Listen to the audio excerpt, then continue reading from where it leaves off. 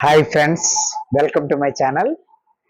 ప్రశాంతంగా నిద్రపోతున్న ఒక పాప మధ్యరాత్రిలో మెలకు వచ్చి కడుపులో నొప్పని మెలికలు తిరిగిపోతూ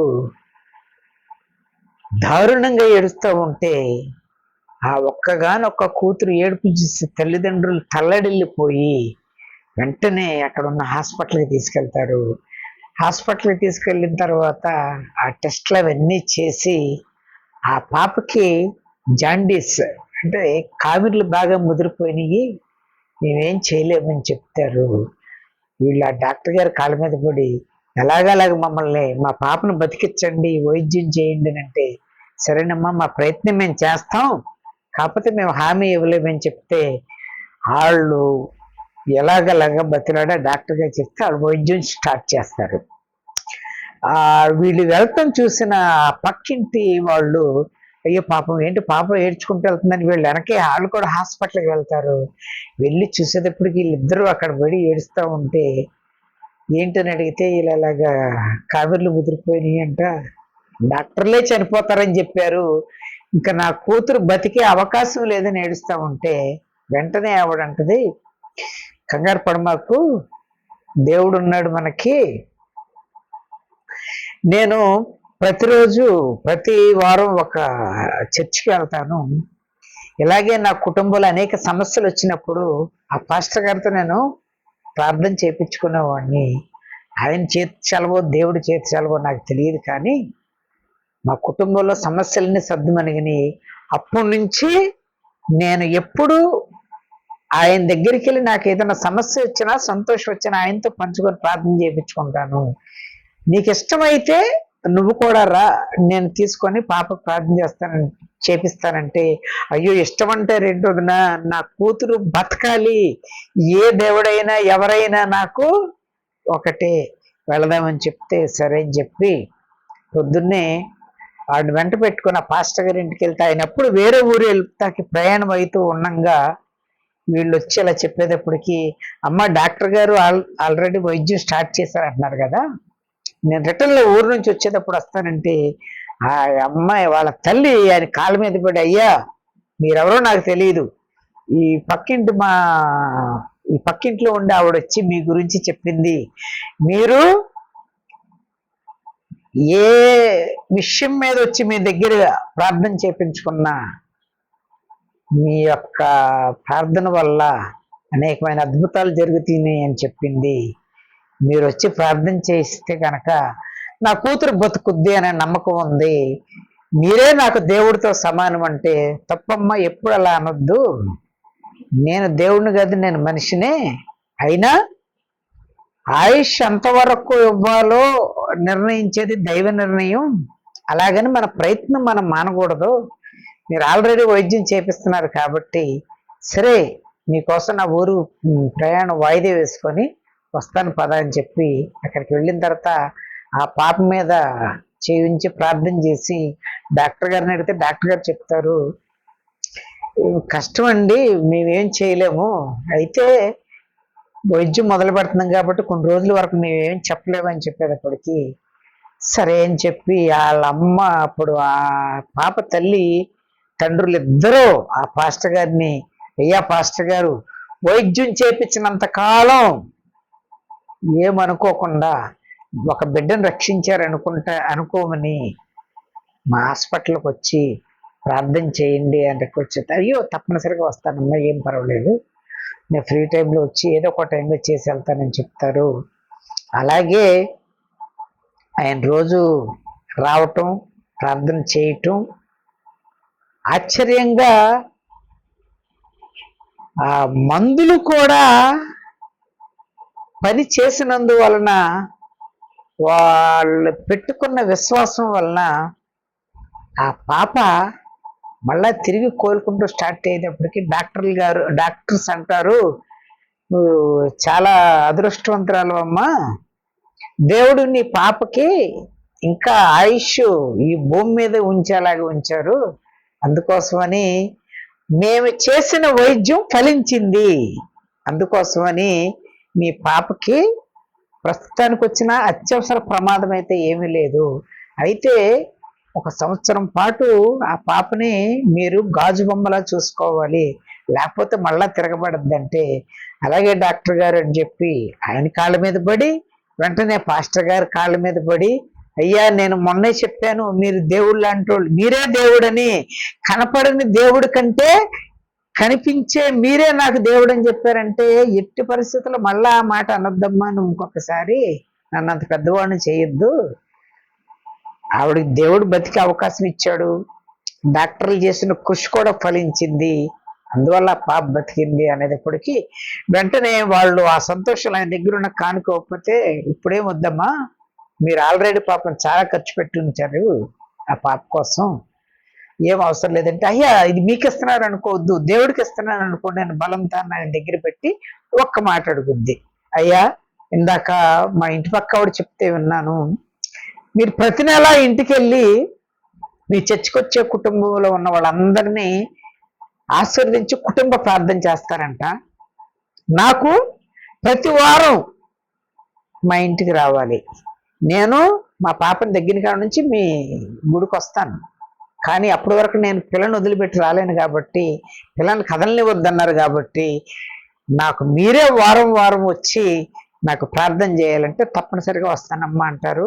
అలాగే ఆయన వారం వారం వస్తూ ఉన్నప్పుడల్లా వీళ్ళు చందాలు ఇవ్వకపోతే ఆయన ఒకటే ఒక మాట అంటారు, అమ్మా ఇలా మీరు వారం వారం నాకు చందాలు ఇవ్వద్దు, తీసుకుంటాక నాకే ఇదిగా ఉంది, నేను అందరికీ ఇళ్ళకి నెలకి వెళ్ళినప్పుడు వాళ్ళకి ఇష్టమైతే ఇస్తారు, లేకపోతే లేదు, నేను బలవంతం చేయను, అలాగే నెలకు వచ్చినప్పుడు మీకు ఇష్టమైతే ఇవ్వండి, అంతేగాని వారం వారం నాకు ఇవ్వద్దంటే, సరే పాస్టర్ గారు అని చెప్తారు.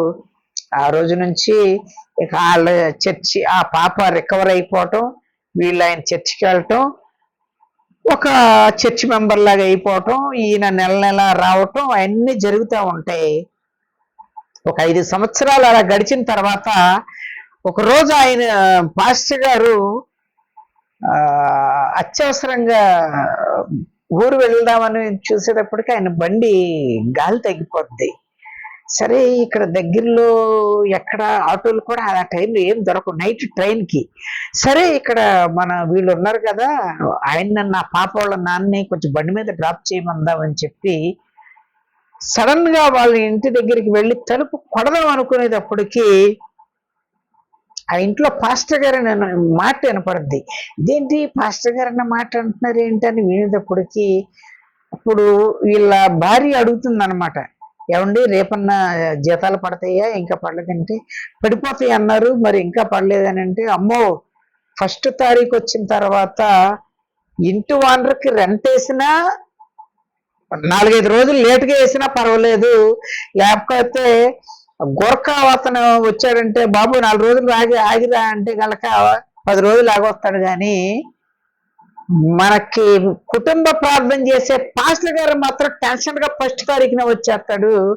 ఆయనకి డబ్బులు ఇవ్వకపోతే ఆయన ఏమనుకుంటాడు, ఎలా చూస్తాడో అని నేను అనుకుంటున్నాను, కానీ ఆయన డబ్బుల కోసమే మనం ఎప్పుడు ఇస్తున్నాం కాబట్టే ఎంత పర్ఫెక్ట్ వస్తున్నాడు మన ఇంటికి అనేటప్పటికి అలా ఆయన అంటాడు, తప్పు కదా, ఆయన మనకు ఆపదలో ఉన్నప్పుడు ఎంత సహాయం చేశారు అని అంటే, ఆయన ఏం చేశాడండి, దేవుడు హాస్పిటల్లో వైద్యం చేయించాం కాబట్టి బతికారు, ఆ టైంలో ఆయన ప్రార్థన చేశాడు, ఆయన చేయకపోతే మనం ప్రార్థన చేసినా సరే దేవుడు మా పాప బతికేదో లేదో ఎవరికి తెలుసు, అలా అని చెప్పి మనం ఇక వీళ్ళనే దేవుళ్ళని కొలిస్తే మరి ఊరికొక పాస్ట్ ఉంటారు, వాళ్ళందరూ దేవుళ్ళు అయిపోతారా?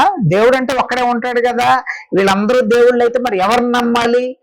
అందుకోసమని ఆయన డబ్బుల కోసమే వచ్చుంటాడు. ఆ రోజు కూడా ఎవరైతే ఆపదలో ఉంటారో వాళ్ళు రక్షిస్తే కనుక ఎక్కువ డబ్బులు వస్తాయి కదా అని ఆశతో వచ్చుంటాడు. ఈసారి మీకు ప్రమోషన్ వస్తుందని మీరు అంటమే కానీ గట్టిగా ప్రయత్నం చేయట్లేదండి.